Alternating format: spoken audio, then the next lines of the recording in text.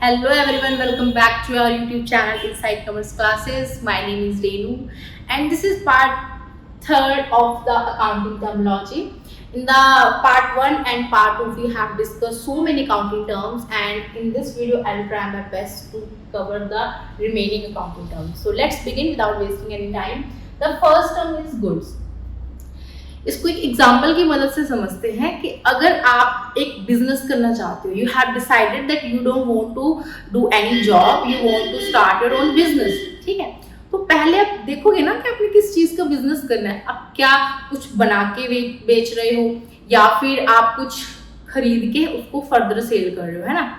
चलो मान लो कि आपने डिसाइड किया कि आप क्या कर रहे हो, आप फर्नीचर का बिजनेस स्टार्ट करना चाह रहे हो जिसमें आप बना बनाया फर्नीचर लेके आओगे, फर्दर उसको आप सेल करोगे, ठीक है। या फिर आपने डिसाइड किया कि आप बने बनाए क्लोथ्स लेके आओगे, वो क्लोथ का क्या करोगे, आप फर्दर उसको सेल करोगे और प्रॉफिट अर्न करोगे, ठीक है। So you have decide that you are going to deal in the cloth. तो अगर आपने डिसाइड कर लिया आप कपड़ा बेचोगे, ठीक है, तो वो जो क्लोथिंग है ना, क्लोथ्स है, वो आपका क्या होगा, वो आपका गुड्स होंगे। और अगर आपने डिसाइड किया कि आप फर्नीचर में डील करना चाहते हो तो फर्नीचर आपके लिए क्या होंगी, गुड्स होंगी। और इसके अलावा एक और एग्जांपल लेते हैं। आपने डिसाइड किया that you want to open a stationery shop जिसमें आप pen, pencil, registers, notebooks, books, ये सारी चीजें आप सेल करना चाहते हो। तो फॉर दैट पर्पस ये जो सारा सामान है स्टेशनरी का, that will be good for you, ठीक है। Next term is purchase. अब परचेज क्या होता है, आप जब भी गुड्स को खरीदोगे तो वो आपके लिए परचेज कहलाएगी, ठीक है। अगर आप जर्नल में एंट्री डालोगे तो आप परचेज को क्या करोगे, डेबिट करोगे, ठीक है। और अगर मैं बात करूं परचेज रिटर्न, तो ये क्या है, मान लो कि आपकी एक स्टेशनरी की शॉप है, आप क्या करते हो, आप सामान खरीदते हो एंड सेल करते हो। आपने अपने सप्लायर को बोला कि मुझे 100 ब्लू पेन चाहिए एंड 100 ही मुझे रेड पेन चाहिए, ठीक है। आपने ऑर्डर दे दिया।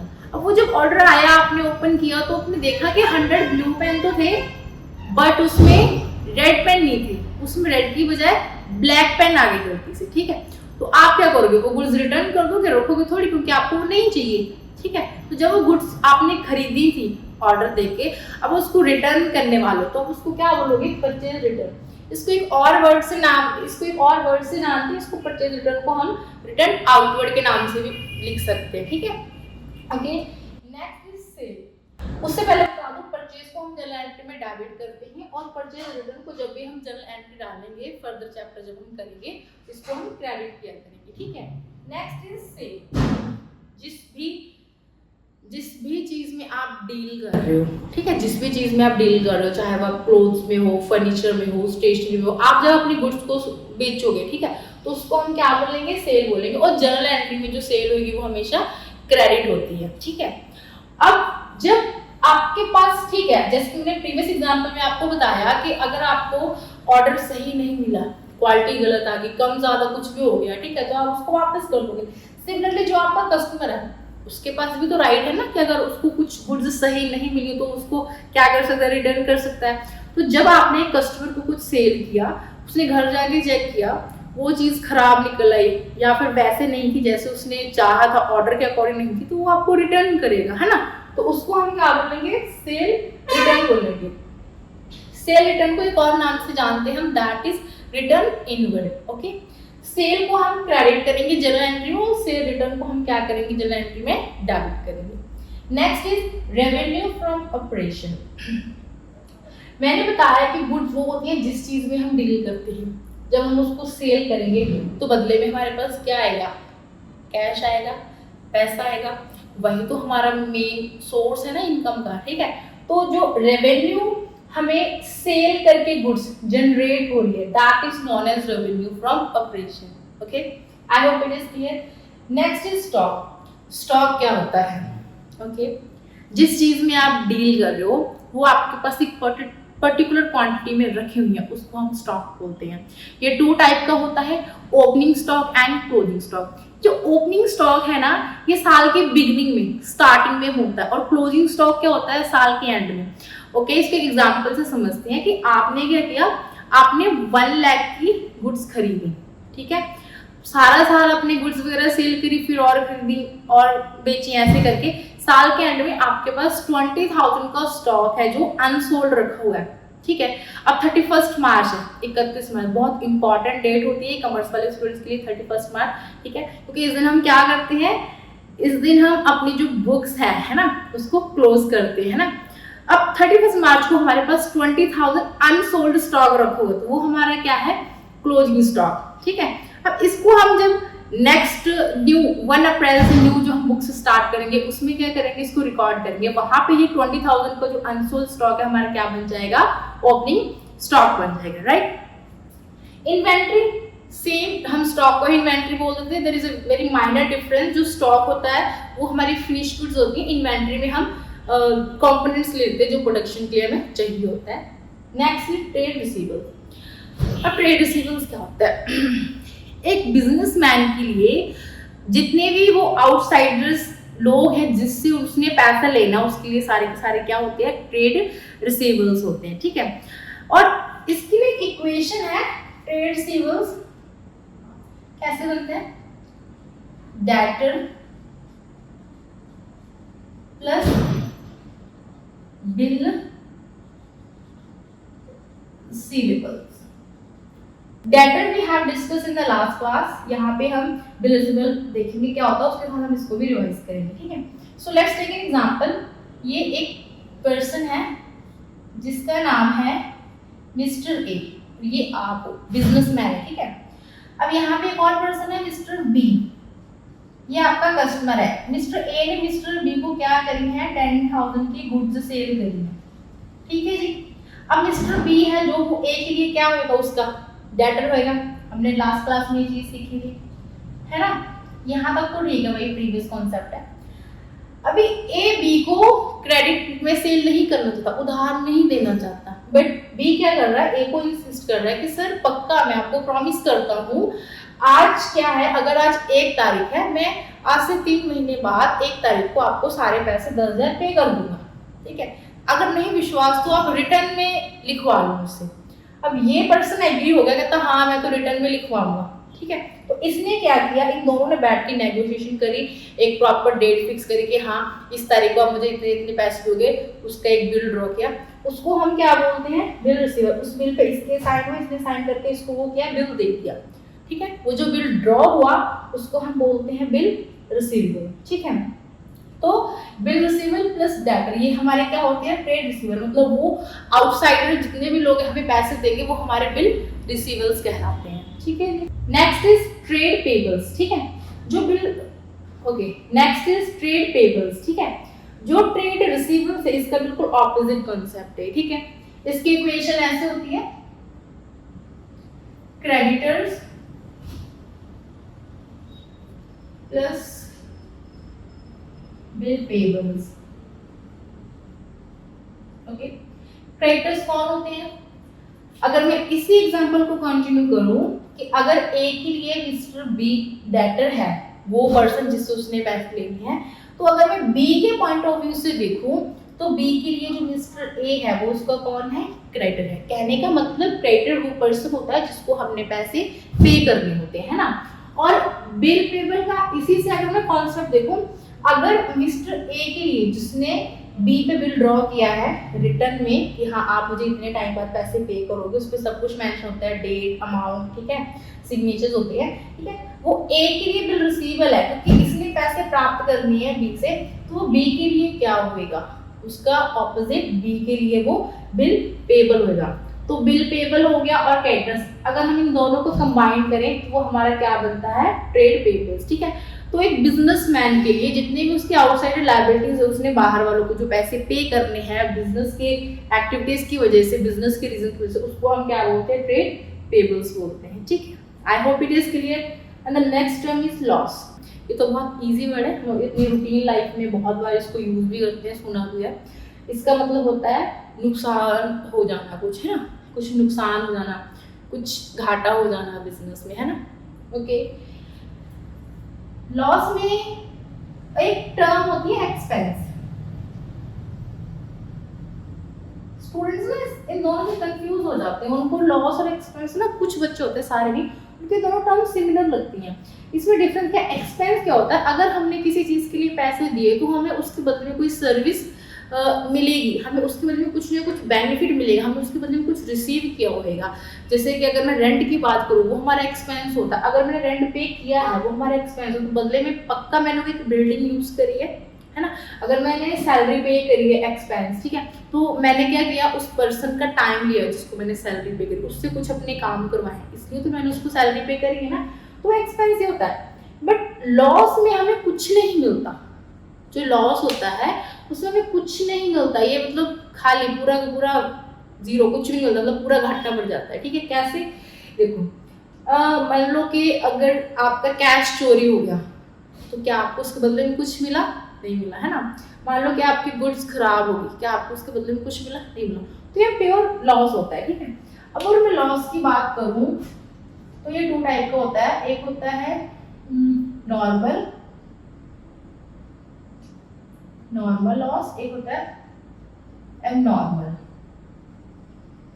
ठीक है, नॉर्मल लॉस, एबनॉर्मल लॉस हमें क्लियर है, लॉस होता है जब हमें कोई बिजनेस में घाटा पड़ जाता है, उसको हम लॉस बोलते हैं, बदले हमें कुछ नहीं मिलता। ठीक है, प्योर लॉस है, और इसकी 2 टाइप्स हैं, normal loss and abnormal loss. ठीक है, तो अगर मैं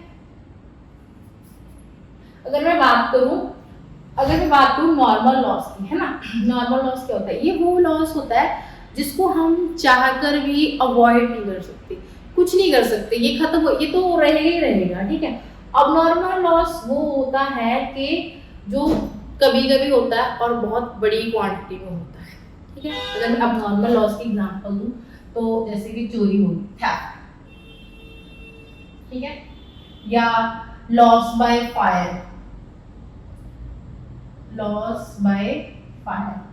आग लग गई है बिजनेस में, ठीक है, तो क्या कर सकते, कुछ नहीं कर सकते ना, खराब होगी, गुड जल गई है। लॉस बाय फ्लड आ गया, बाढ़ आ गई, सारा सामान बह गया, और रेन हो गई, है ना, कुछ बाहर रखी हुई थी गुड्स, वो पानी के कांटेक्ट में आने से वो चीजें खराब हो गई हैं, तो ये हमारा लॉस होता है अब नॉर्मल, जो कभी कभी होता है, क्योंकि रेन डेली तो नहीं आएगी ना, बहुत रेयर चांस तो होंगे, आग ऐसे तो है नहीं कि डेली लगती रहती, बहुत रेयर चांस तो होंगे, है ना, तो फायर की वजह से लॉस हुआ, चोरी भी, है ना, ये अब नॉर्मल लॉस होते हैं। ठीक है, बड़ी मात्रा में होते हैं और कभी कभी होते हैं। ठीक है, नॉर्मल लॉस वो होता है जो हम एंटिसिपेट करके चलते हैं, मान के चलते हैं कि थोड़ा तो है, एक्सपेक्टेड है, ये तो होएगा, है ना। जैसे कि मान लो कि अगर आपने एक ऑर्डर दिया है, एक स्टेट से दूसरे स्टेट तक आपका, फॉर एग्जांपल अगर आपने गुजरात से कोई ऑर्डर दिया है, ठीक है, उसको गुजरात से पंजाब तक आते आते काफी उसमें लंबा सफर तय करना है ना, और अगर वो ऑर्डर दिया उसमें कुछ कांच का सामान इंक्लूड है ना, तो इट इज एक्सपेक्टेड कि हाँ थोड़ा बहुत तो टूटेगा बीच में से सामान, सारा नहीं, थोड़ा बहुत टूटेगा ना, तो हमारा वो नॉर्मल लॉस में आ जाएगा, एक्सपेक्टेड है। या फिर आप कोई लिक्विड चीज मंगा रहे हो, कोई ऑयल वगैरह मंगा रहे हो बहुत दूर से, बहुत ज्यादा चांस है कि रास्ते में वो थोड़ा बहुत तो लीकेज होएगी उसकी, है ना, तो इसको हम क्या बोलेंगे, नॉर्मल लॉस। बट अगर मैं बोलूँ कि वो जो रास्ते में आपका सामान आ रहा है, जो गुड्स आ रही है, ठीक है, कोई एक्सीडेंट हो जाता, उसमें सारे के सारे गुड्स क्या कि डिस्ट्रॉय होगी, तब वो आपका अब नॉर्मल लॉस में आ जाएगा। आई hope it is clear. Next term is profit, है ना। प्रॉफिट क्या होती है, प्रॉफिट जो हमारी बिजनेस की मेन एक्टिविटी है, जैसे हम बोले ऑपरेटिंग जो हमारी एक्टिविटीज है, बिजनेस की मेन एक्टिविटीज है, उससे हमें जो भी रुपया आ रहा है, ठीक है, कैश आ रहा है, जिसको हम रेवेन्यू बोलते हैं, उसमें से अगर मैं हमारे एक्सपेंस माइनस करूं तो हमारे पास क्या आता है, प्रॉफिट आता है। प्रॉफिट 2 टाइप का होता है, profit has 2 types, gross profit and net profit.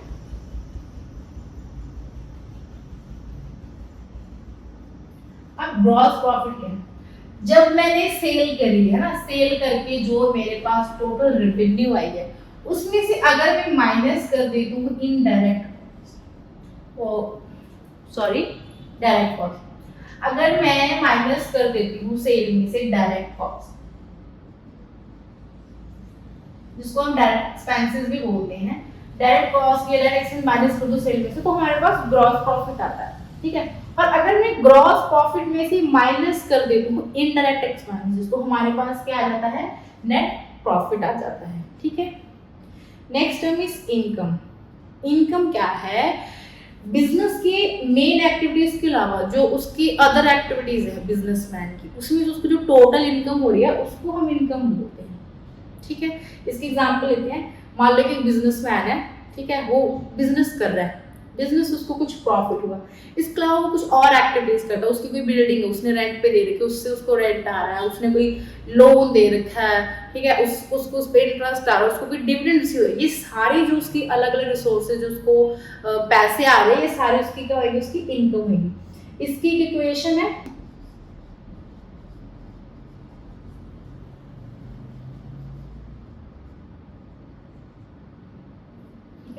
तो इनकम क्या होती है, जो जितने भी अलग अलग रिसोर्सेज से एक बिजनेसमैन को पैसा आ रहा है उसको हम उसकी क्या बोलते हैं, इनकम बोलते हैं। प्रॉफिट की अगर बात करूं तो ये सिर्फ और सिर्फ बिजनेस की एक्टिविटी से होगा, जो उसने बनाया और उसको बेच दिया, या उसने जो खरीदा उसको बेच दिया, उससे जो उसको कैश आया है ना, सेल करके जो कैश है वो रेवेन्यू है, उसमें से अगर हम उसके एक्सपेंसेस माइनस करेंगे तो हमारे पास ग्रॉस प्रॉफिट आएगा। अगर वो सिर्फ डायरेक्ट एक्सपेंस है, अगर इनडायरेक्ट एक्सपेंस भी माइनस कर दूंगी तो नेट प्रॉफिट आ जाएगा। ठीक है, नेक्स्ट इज गेन। अब ये गेन क्या है, जब हम सेल करेंगे किसी एसेट को, ठीक है, और उसको सेल करके हमें बेनिफिट हो रहा है, प्रॉफिट हो रहा है, उसको हम क्या बोलेंगे, गेन बोलेंगे। इसके एग्जांपल लेते हैं। मान लो कि आपके पास फर्नीचर रखा है 10,000 का, ओके जी, आपने वो फर्नीचर 2 साल यूज किया, 2 साल यूज करके उस पर मान लो कि डेप्रीशिएशन बढ़ी 1,000 रुपए, 1,000 रुपए की उस पर बढ़ेगी डेप्रीशिएशन, तो अभी वो 9,000 की थी चीज, ठीक है, आपके पास 10,000 का फर्नीचर था, ठीक है, उस पे 1,000 की डेप्रीशिएशन पड़ी क्योंकि आपने उसको यूज किया, तो अभी वो फर्नीचर 9,000 का है, बट आप उसको सेल करना चाहते हो, आपको लकीली एक ऐसा पर्सन मिल गया जिसको आपने 9,000 वाली चीज 12 में बेच दी। आपने वो जो ओल्ड फर्नीचर उसको सेल किया 12 में कर दिया, 9,000 का फर्नीचर 12 में सेल कर दिया, मतलब क्या आपने उसको 3,000 एक्स्ट्रा रुपीज में सेल कर दी वो चीज। 3,000 रुपए में जो आपने उसको ज्यादा में सेल करी, तो ये 3,000 क्या है, आपका गेन है। ठीक है, आई रिपीट अगेन, गेन क्या होता है, जब आप किसी भी अपने एसेट को सेल करते हो, उसको उसकी कॉस्ट से ज्यादा प्राइस पे सेल कर देते हो, तो वो आपका गेन होता है। Last but not least, depreciation वैसे हमने पहले भी एक वीडियो में डिस्कस किया था, बट थोड़ा कम डिस्कस किया था। ठीक है, डेप्रिसिएशन क्या होता है, जब आप किसी एसेट को यूज करते हो और उसको यूज करने से उसकी जो वैल्यू डिक्रीज होती है ना, जैसे मैंने अभी एग्जांपल दी ना, आपके पास 10,000 का फर्नीचर था, आपने एक फर्नीचर खरीदा, ठीक है, कोई टेबल खरीदा, वो 10,000 का था, आपने उसको 2 साल यूज कर लिया, 2 साल यूज करके उस पर जो डेप्रिसिएशन आई है ना, वो 10,000 की थी, तो उसकी वैल्यू कम होगी ना। तो डेप्रिसिएशन का मतलब है जब आप किसी चीज को यूज करते हो, रिसोर्स को, अपने किसी एसेट को, उसकी वैल्यू जब कम हो जाती है तो उसको हम क्या बोलते हैं, उसको हम डेप्रिसिएशन बोलते हैं।